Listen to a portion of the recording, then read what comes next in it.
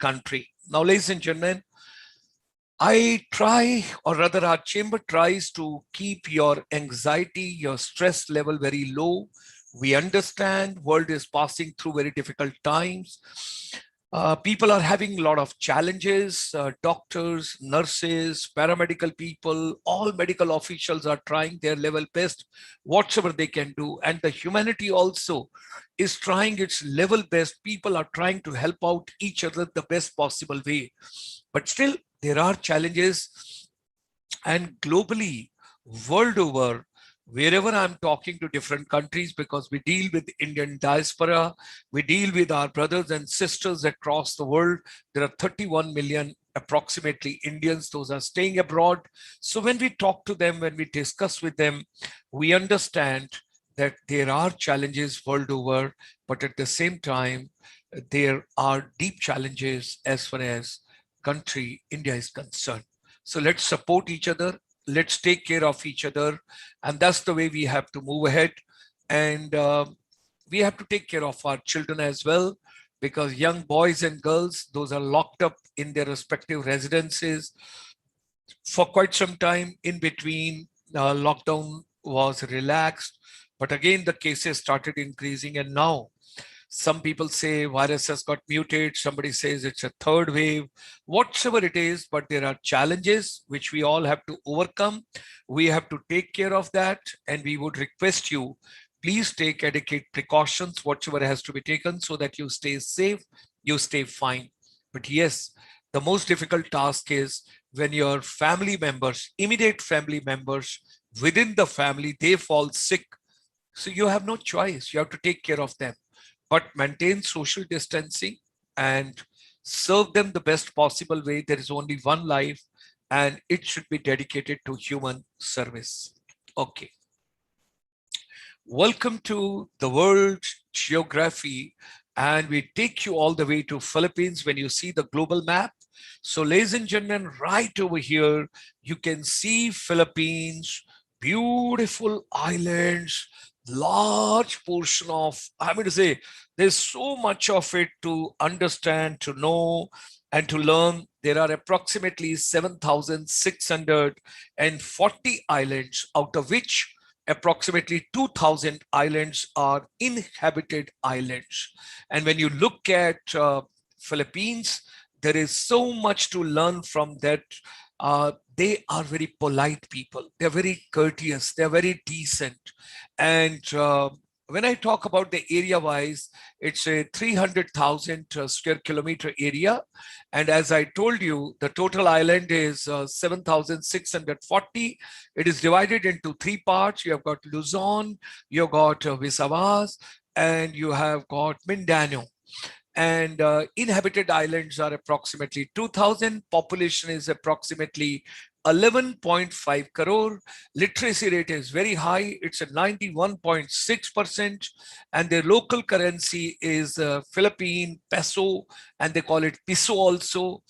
And when I will talk about the neighboring countries, the Philippines, it is bounded, if you see right over here, if you see up north and you see south, you see east and you see west, you got to understand the whole thing. The Philippines, it is bounded by the South China Sea to the west. आप देख रहे हैं, west को South China Sea है. And the Philippine Sea to the east, and Celebes Sea to the southwest, and it shares maritime border with Taiwan. Taiwan is approximately 1,205 kilometers, 1,205 kilometers away when we talk about that. And on the other side, if I go to the west side, on the other side, you have got Vietnam. That's about 1,464 kilometers away. And if I come towards the west, south, then I've got Malaysia, which is about 2,377 kilometers. And when I take the flight from India to Philippines, it's 4,622 kilometers away. And let's move ahead. Official language, that is Filipino and English. And when you talk about regional languages, there are approximately 19, but there are more than 100 dialects, which are being spoken over there. And main religion is the Christianity, and they follow Catholic. More than 84-85% people are those are following Catholic. The longest Christmas holidays, they are in Philippines. And when you take into consideration world over, they have got wonderful people, very nice people, very courteous people wherever I travel, because I'm from tourism, hospitality, and airline industry. You go to the hotel, you go to the retail mall, you go to the spa, you go to any place, wherever you're going, front office management, courtesy, manners, gesture, and articulation, politeness, that all comes from Filipinos. They're wonderful people, wonderful, wonderful people. In the recent past, the Indian, the Philippines ambassador to India, Her Excellency, now she's in Chile. She has gone over there as an ambassador. She's Filipino. And Madam, when she was in India, whenever we met her, there was so much to pick up and learn and to get the good things from her. So, ladies and gentlemen, they are very, very polite people, very nice people. And when you talk about Philippine flag, of course, when you look at this entire thing, they distribute the blue symbolizes patriotism and justice. And when you look at the white portion over here, the white stands for the peace and the purity. And the white triangle, which you see right over there, it represents the equality and the Katipunan nationalist organization. And there are three stars, if you see small stars, 1, 2, 3. These three stars represents the three main geographical regions of the Philippines, that is Luzon, Mindanao, and the Visayas. So that is something very interesting. And then the sun, सूर्य जो बीच में है, the sun represents independence. And इसके जो 8 किनारे में अगर आप देखेंगे, there are 8 rays from that sun which comes, and that represents the 8 provinces that led the Philippines uprising against Spanish rule. Spanish people ruled, Philippines almost 300 years. And thereafter, the Americans had taken over. Then the Second World War was there. Then Japanese had come there for some time. Then Americans had taken over. And finally, on 4th of July, 1946, Philippines got its independence. The red color which you see over here, that is represents the valor and the blood split for the freedom and independence of the country. Wonderful people, once again, hearty welcome to Philippines. When you talk about the natural resources, ladies and gentlemen, Filipinos, and particularly Philippines, it's a rich in the mineral resources, both in metallic and the non-metallic. अब आगे बढ़ने से पहले मैं एक बार थोड़ा नजर डाल लूं. We extend a very hearty welcome to Dilshan Wafaji. We extend a very warm welcome to Shrini Arumugam, and then Arshdeep, and then we extend a very hearty welcome to Arumugamji, and then we have got Balkrishanji. So we extend a very warm welcome to all of them. It's a pleasure to have them with us this evening for this particular program. Many more to join. We are waiting. Please come and be a part of this journey, and let's enjoy Philippines. And it is estimated that the Philippines is a home to more than 21.5 billion metric ton of the metal deposits. And petroleum and natural gas is in abundance. The coastal area of the freshwater lakes, rivers, and rich sources of the fishes. And there's a very interesting thing over here.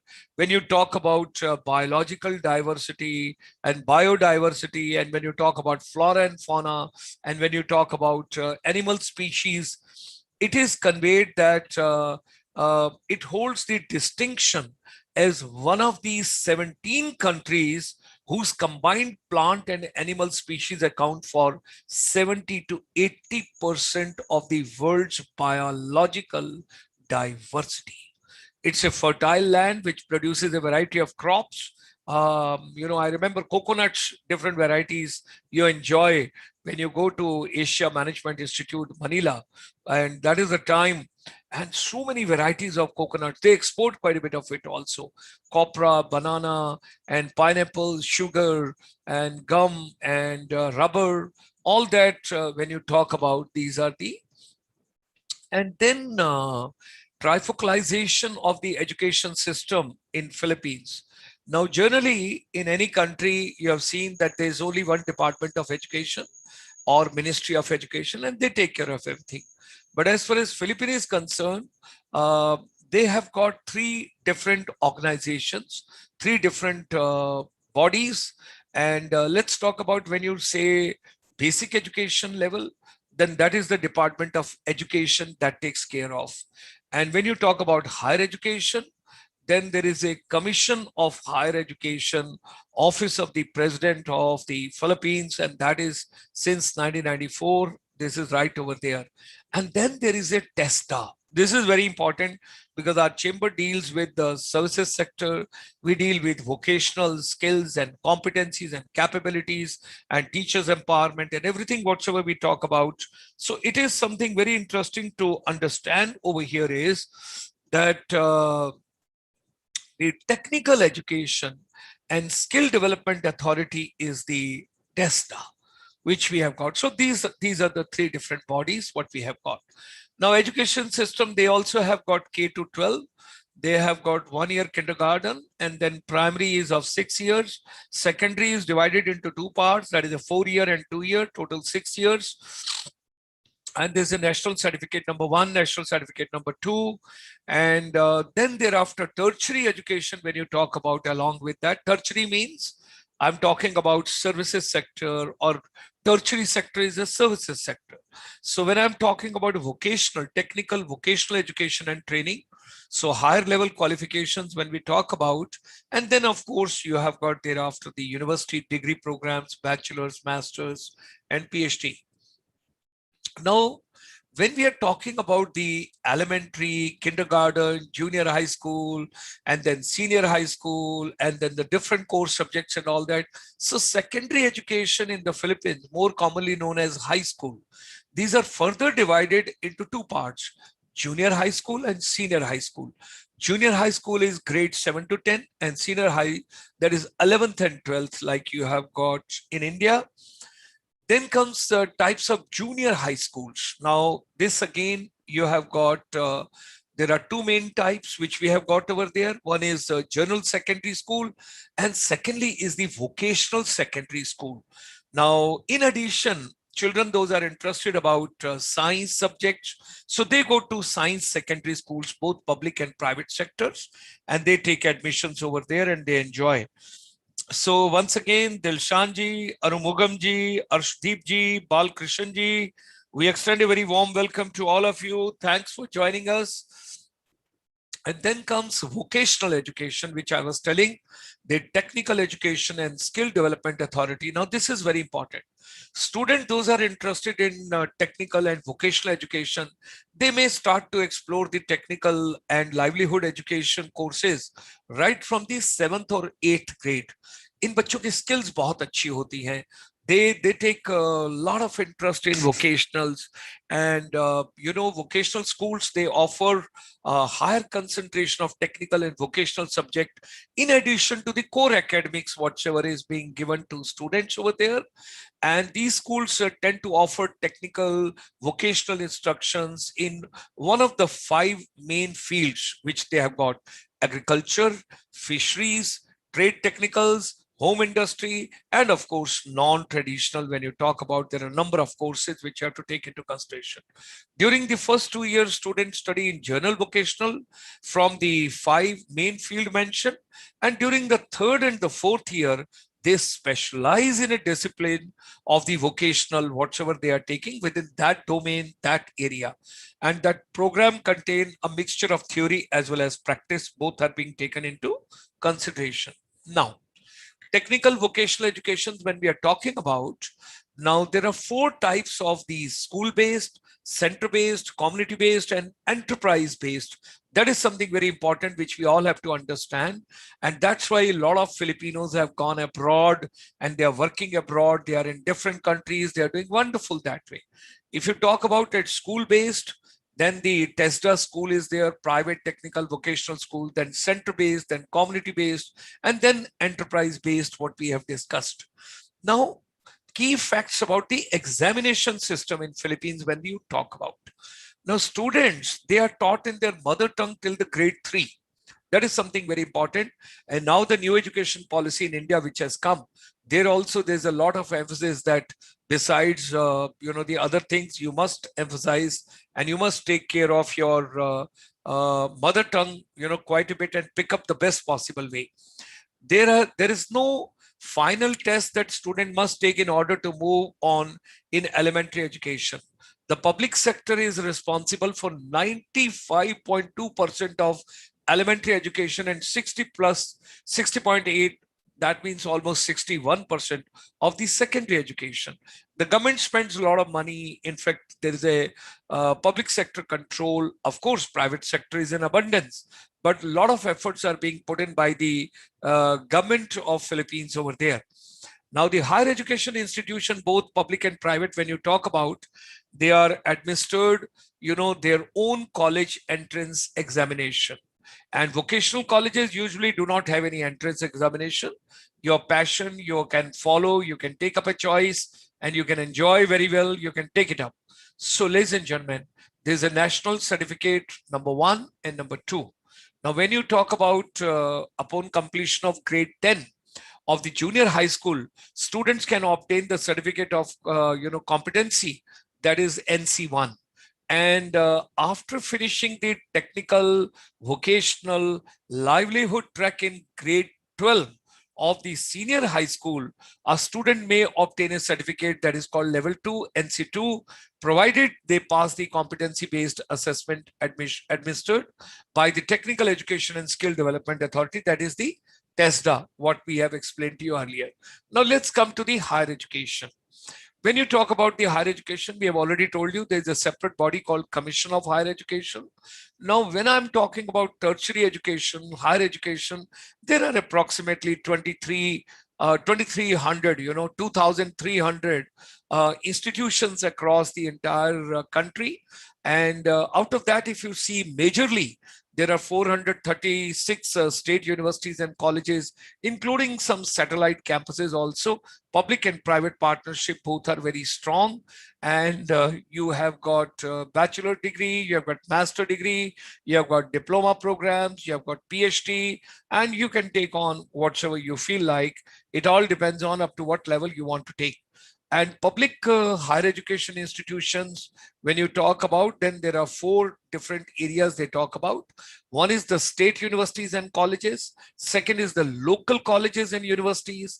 Then there's a special higher education institution and something very unique, that is, they call it a government schools.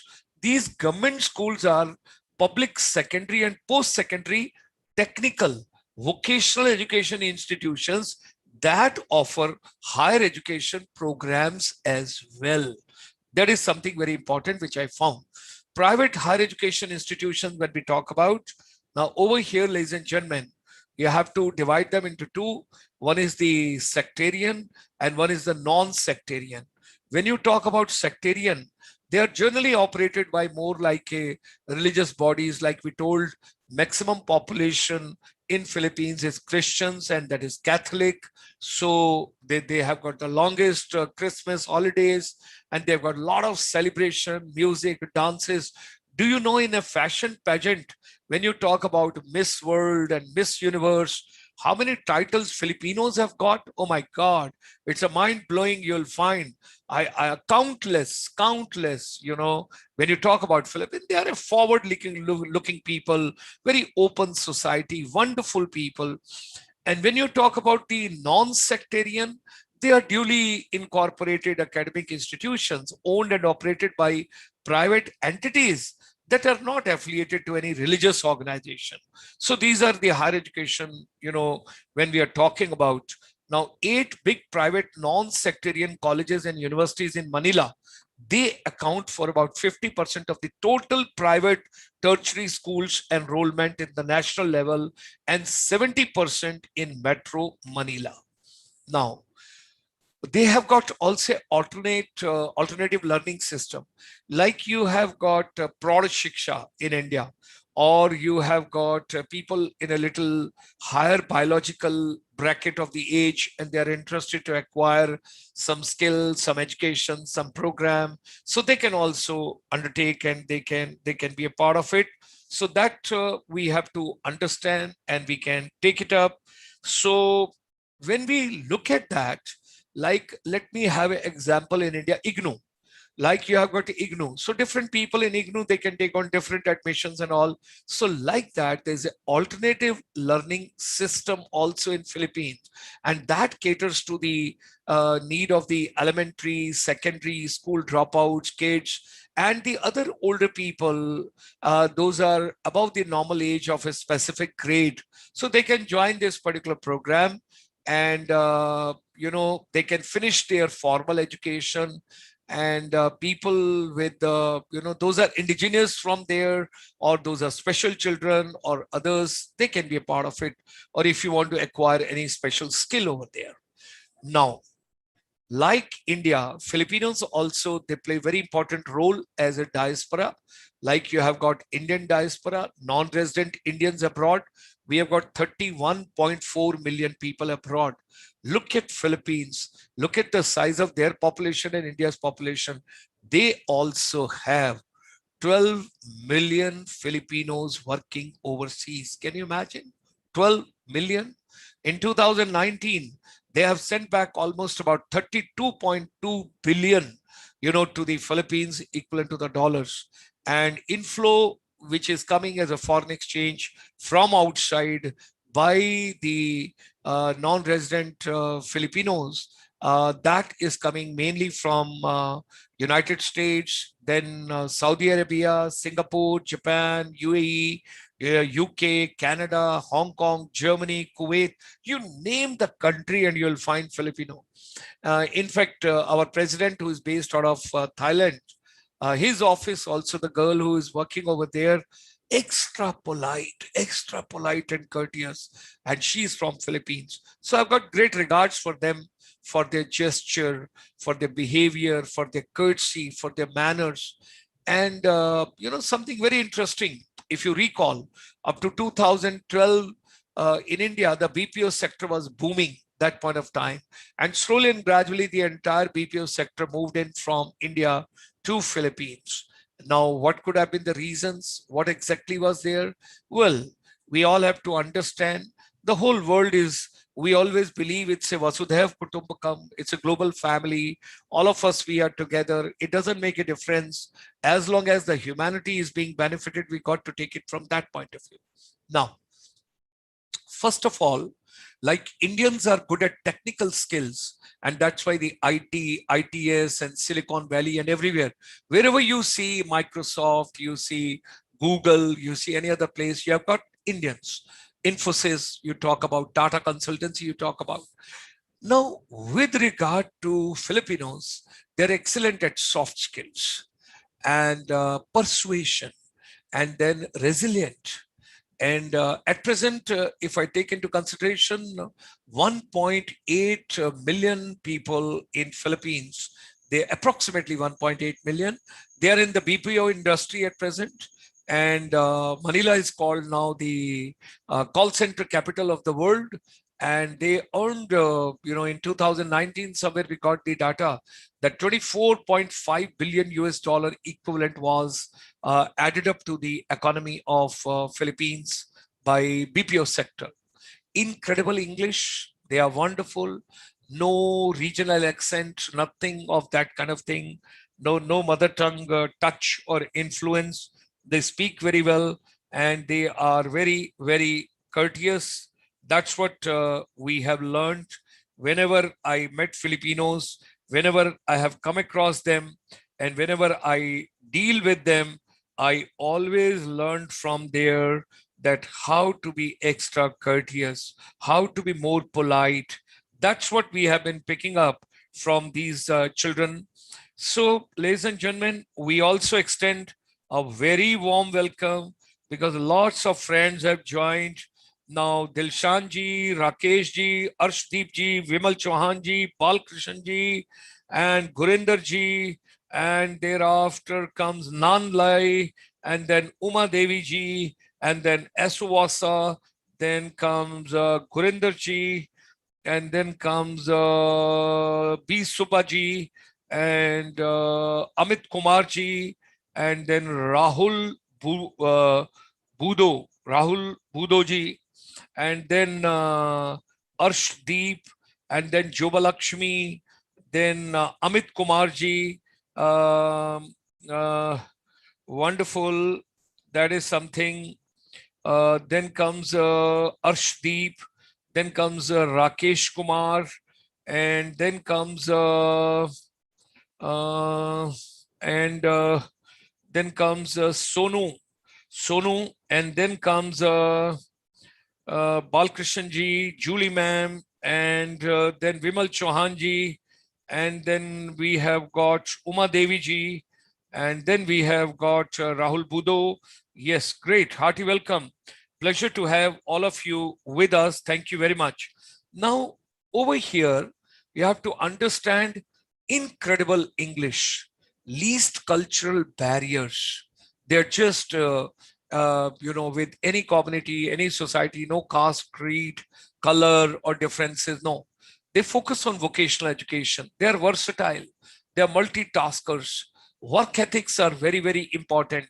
चाहे तुम्हें कोई देख रहा है चाहे नहीं देख रहा है, but they will follow and they will do their work very well, very sincere to their work. And wages do not get the first priority. Otherwise, some of the youngsters, they go at a place and they say, आप पहले ये बताइए मुझे पे क्या करेंगे, फिर मैं ज्वाइन करता हूँ आपको. And when I talk about the total strength of Filipinos abroad, those have gone. They are doctors, they are nurses, they are at the front office, they are at the receptions, they are the executives, they are nannies, and they are into many other services you talk about. Services sector, they are dominating world over. Now, tourism is something very important when we talk about Philippines. And travel and tourism industry contributes almost 12.7% to the country's GDP, and it's something is very important. And popular destinations among tourists are Cebu, Boracay, and Palawan, and Siargao, and many more other destinations what we have got. India-Philippines has got a strategic partnership, and there is a military training, and there's an education partnership, and there's a capacity building, a regular good will visits, and procurement of defense equipment, agriculture, medical, IT, ITS, and there was recently also a ceremony where they have signed, the kind of a contract with India, and some defense equipment will be taken from India to Philippines to basically taking care of their security issues, whatsoever they want to have. So that is called BrahMos missiles, G2G. It's a government to government when we talk about. And next year in Philippines, president elections are also coming up when you talk about and you look into it. So they are deeply concerned about their security issues also, particularly because when South China Sea, we got to take care of, and they have signed MOU, Defense Industry and Logistic Cooperation, and MOU between Indian Council of World Affairs and FSI Foreign Services Institute. And then there's a cooperation in agriculture, then micro, small and medium enterprise, then Indian Council for Cultural Relation and University of Philippines for setting up a chair of Indian studies right in Philippines. So there's a lot of partnership. India and Philippines has got a trade also that has been around US 2.32 billion exports from India to Philippines. And India's investment in the Philippines is mainly in the areas of textile, IT, ITS, infrastructure, including, for the airport, chemical, automobiles, and pharma. Collaboration in the BPO sector has grown exponentially in the last 10 years. Several Indian IT companies have already set up BPO operations in Philippines. And recently I learned from somebody that Tata Group is also setting up something in collaboration for the BPO over there. Now, ladies and gentlemen, our chamber right over here in Mumbai, just about 3 years back, we had a wonderful event that was held with the entire Bollywood, and where we got all the 10 ambassadors and high commissioners of the ASEAN countries, because Philippines is a part of ASEAN, Southeast Asia. So that time, the lady who was Philippines ambassador in India and who is at present a Philippine ambassador in Chile, she was, the Madam Teresita, Daza, and she attended a couple of programs with us in Guwahati. She attended in Mumbai and a couple of other places. A very, very active ambassador, always with smile, always taking interest what could be done better between India and Philippines together.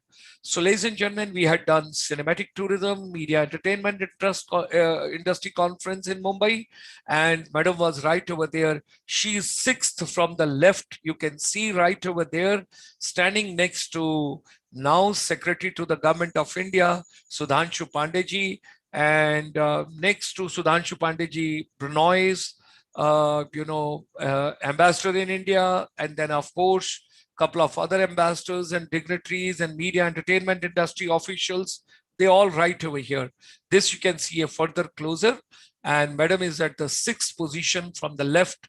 She's showing the brochures of the ICSI cinematic tourism brochure along with other dignitaries. Right over here, this is the close-up.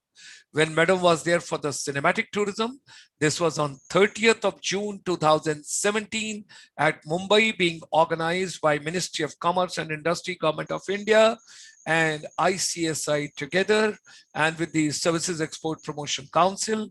That was something amazing. Madam is right over here, getting her memento from the chief guest right over there, and all of us from the media entertainment industry giving this small token of gesture.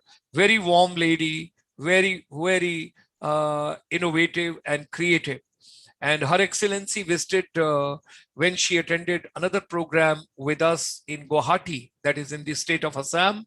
And there, Madam Geeta Chopra, our director in charge in Guwahati, she was taking her around, and Madam, Her Excellency visiting finishing school set up by ICSI for the entire Northeast region, and that is unlocking your potential, unleash your potential, and that is something to be taken. So now we come on to the main theme of today.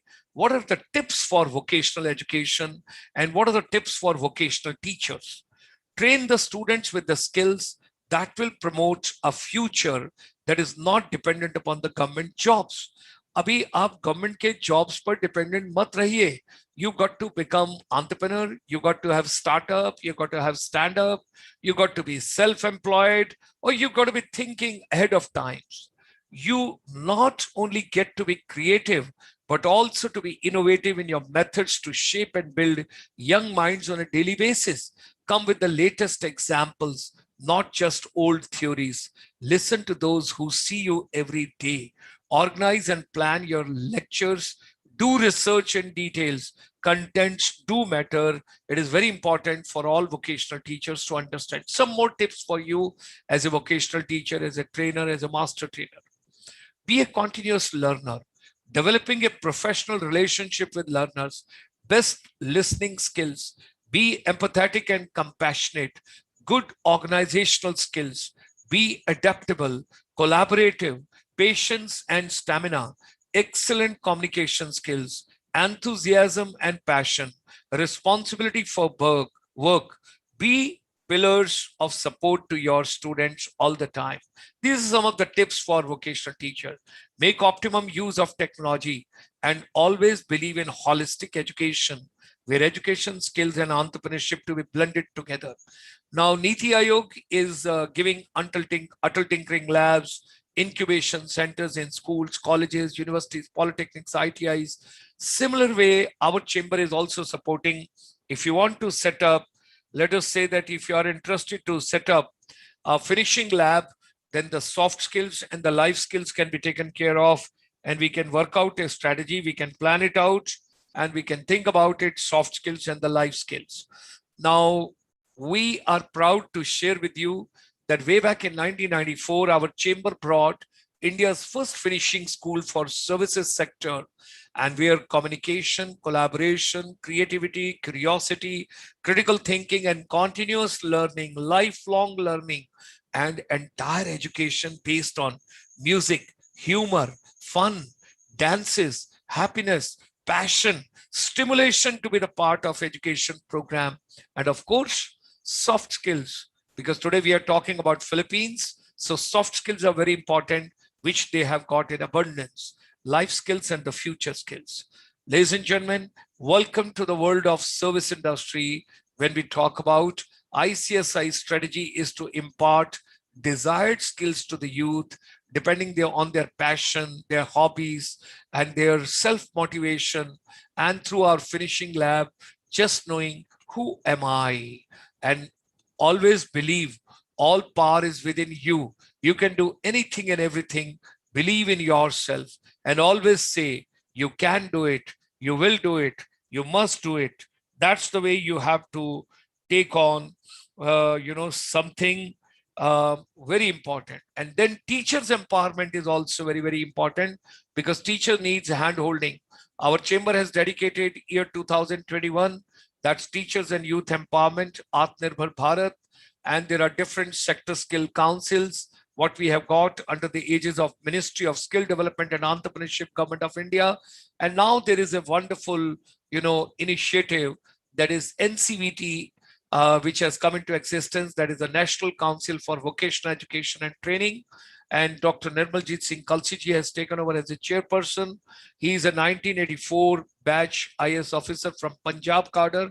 He has dedicated his entire life for self-learning and global learning, global best practices to be brought into education ecosystem. And that is the way he has worked on something very interesting to pick up. I think it's a right choice at a right place, right time, a right person. And ladies and gentlemen, be happy and be peaceful to yourself. Always try and see your inner core, and let's pick up some good things from Philippines. Always smiling, appreciating others, Don't judge other people, and always try and find goodness in others.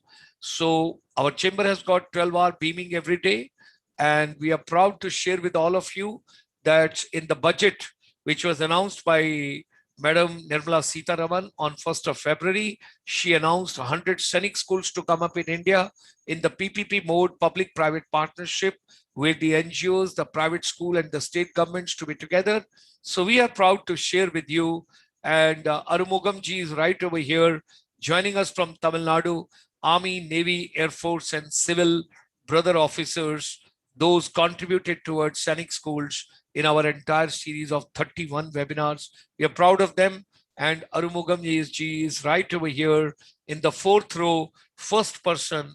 You can see right over here, he is joining us from Tamil Nadu. We are organizing almost 28 programs per week. And tomorrow, ladies and gentlemen, we'll be traveling to Australia.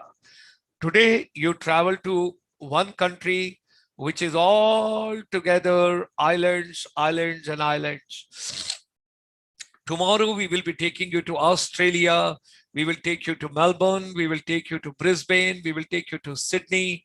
We will take you to Canberra. We will take you to New South Wales. And we will also take you to a large Punjabi Indian population, Woolgoolga.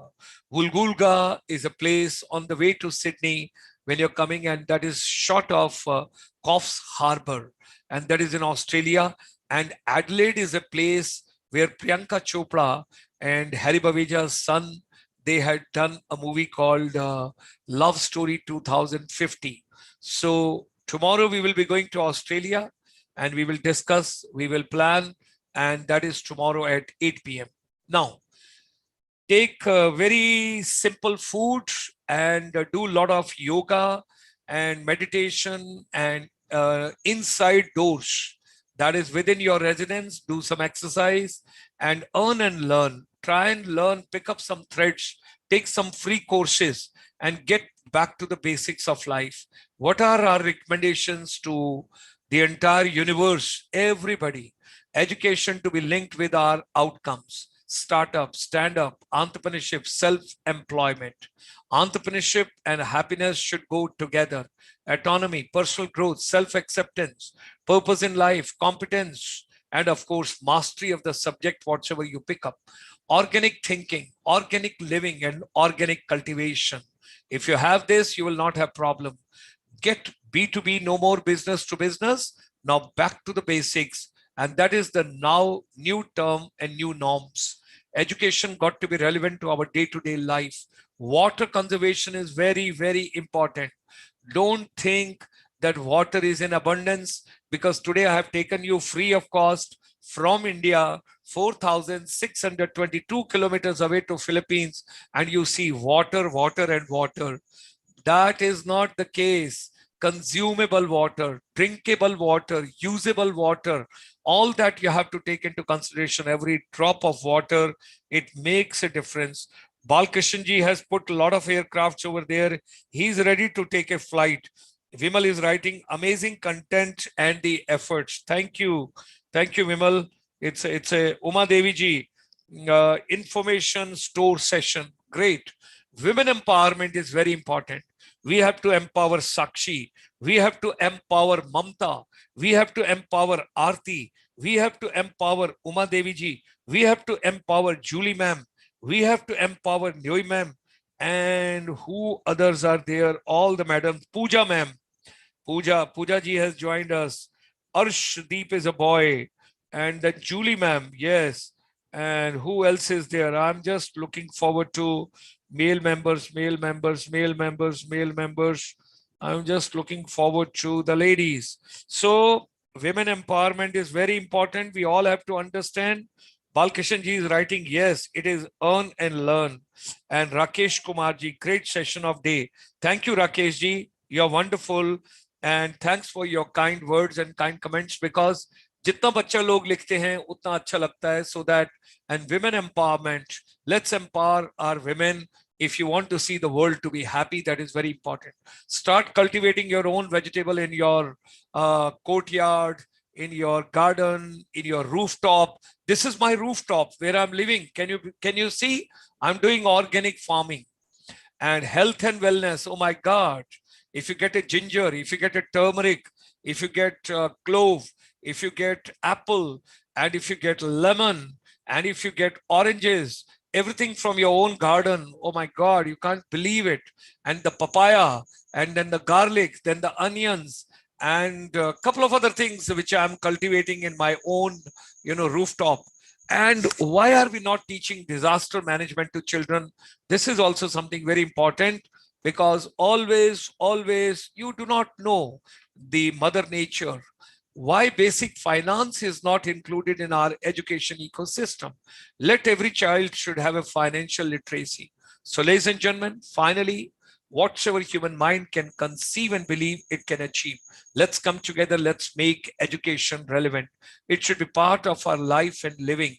It's a global confluence of educators, motivators, inspirational speakers, vocational skill providers, creative thinkers, education policy strategists, technocrats, counselors, wellness experts, corporate, government administrators, education decision makers, and Indian diaspora, women empowerment leaders, water management strategists, disaster management experts, organic farming and animal husbandry experts, finance and insurance experts, and waster, that means waste to resource management.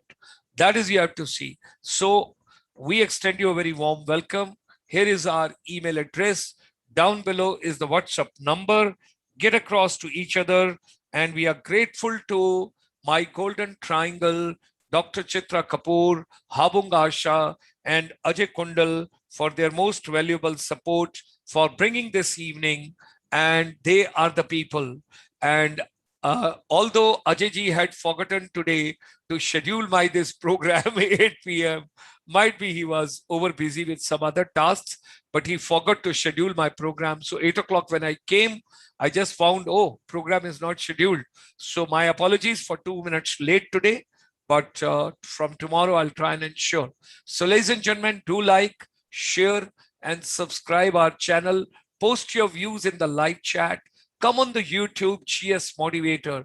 This is your own YouTube channel. Subscribe it. Press the bell icon.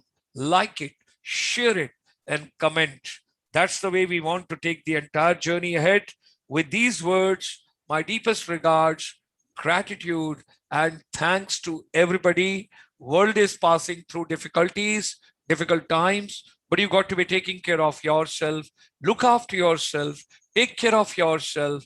And if we can take care of our children, and if we can take care of our educators, I think the whole world can be at peace, because education is the passport to peace and to the global family. And understanding who am I, what am I doing, how can I make world a better place, and how can I leave the world better than what it was given to me by my ancestors. With these words, ladies and gentlemen, thank you for joining us today. Thanks a lot. Very kind of you. Look forward meeting you tomorrow evening at 8 p.m. again. हंसते रहिए, मुस्कुराते रहिए, खुश रहिए, तंदुरुस्त रहिए, अपना ध्यान रखिए, अपनी सेहत का ख्याल रखिए. अगर आप ठीक से हैं तो सब कुछ अच्छे से है. जीवन है तो संसार है. आप हैं तो जीवन है. इसलिए ये जो सांस अंदर आ रहा है और बाहर जा रहा है, अनुलोम विलोम करते रहिए. और नाक में कुछ तेल वेल डालिए, थोड़ा ड्रॉप डालिए, इसको ड्राई मत होने दीजिए. और गार्गलिंग कीजिए, स्टीम लीजिए. Try and take care of yourself. Challenges will be there, difficulties will be there, problems will be there, but we will come out victorious, all of us together like a global family. Thank you very much. And now the flight is coming back from Philippines to India. Tung tung. Tomorrow we will be taking